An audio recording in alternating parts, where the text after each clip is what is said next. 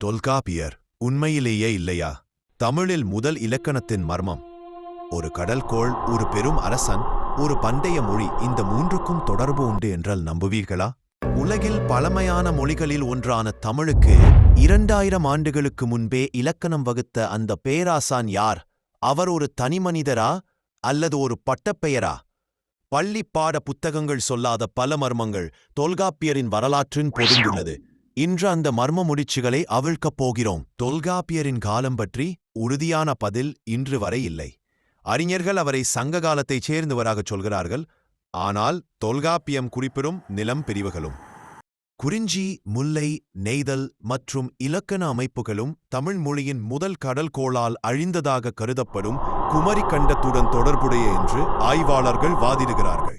இது உண்மை என்றால் தொல்காப்பியம் காலம் நாம் நினைப்பதை விட சுமார் 7000 ஆண்டுகளுக்கு மேல் பழமையானது. அகத்தியருக்கு சவால் விடுத்தாரா?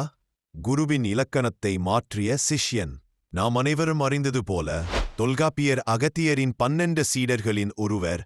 ஆனால் இந்த மரபு கதைக்கு பின்னால் ஒரு போட்டி மறைந்திருக்கிறதா? அகத்தியம் என்று முதல் இலக்கணம் மிகச் சுருக்கமானது என்றும் அது இக்காலத்துக்கு பொருந்தாத தொல்காப்பியர் உணர்ந்தாரா? அல்லது வடமொழி கலப்பு அகத்தியத்தில் அதிகம் இருந்ததால் தூய தமிழில் இலக்கணத்தை நிலைநாட்ட இவர் முடிவெடுத்தாரா? இந்த மர்மம் எதுவாக இருந்தாலும் தொல்காப்பியர் என்பவர் வெறும் தனி நபர் அல்ல. அவர் தமிழின் தேவைக்கு கருதி அகத்தியம் அந்த பாதையில் பயணித்து அதை தனி ஒரு முத்திரையுடன் முழுமை செய்த ஒரு பேரியக்கம் என்பதை நாம் மறுக்க முடியாது. தொல்காப்பியரின் வரலாற்று சிறப்பு என்னவென்றால் அவர் இலக்கணத்தை மொழிக்குள் மட்டும் அடைத்து வைக்கவில்லை. உலகில் உள்ள எந்த ஒரு இலக்கண நூலை வேண்டுமானாலும் எடுத்துப் பாருங்கள், அவை எழுத்து சொல் பற்றி பேசும். ஆனால் தொல்காப்பியர் வகுத்த 3வது இலக்கணம் பொருள் இலக்கணம். காதல், வீரம், நம்பிக்கை பிரிவு, அதாவது மனிதனின் பிறப்பு முதல் இறப்பு வரையிலான அத்தனை உணர்வுகளுக்கும் செயல்களுக்கும் இலக்கணம் பகுத்தரிக்கிறார். அது இலக்கணம் அல்ல, இது தமிழனின் எப்படி வாழ வேண்டும் என்பதற்கான ப்ளூ பிரிண்ட்.